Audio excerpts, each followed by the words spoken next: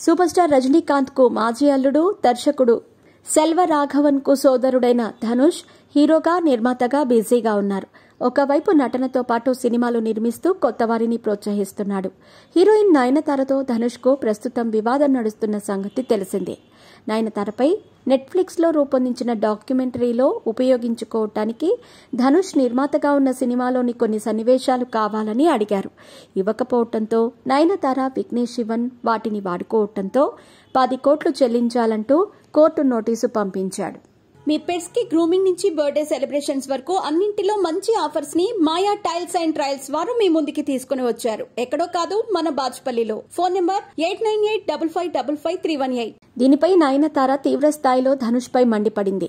బహిరంగంగా లేఖ రాసి తీవ్ర ఆరోపణలు చేసింది. అయితే దీనిపై ఇంతవరకు ధనుష్ మౌనంగానే ఉన్నాడు.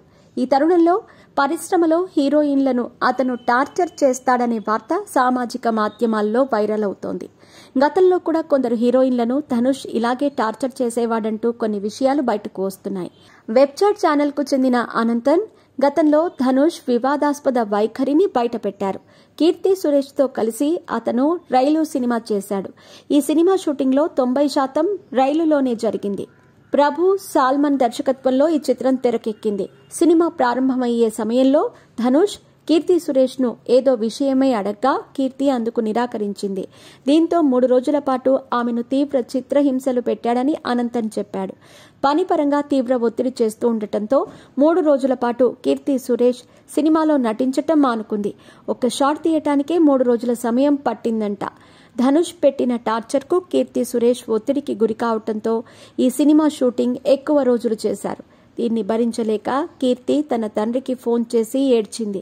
వెంటనే కీర్తి సురేష్ తండ్రి రజనీకాంత్ కు ఫోన్ చేసి విషయం చెప్పారు.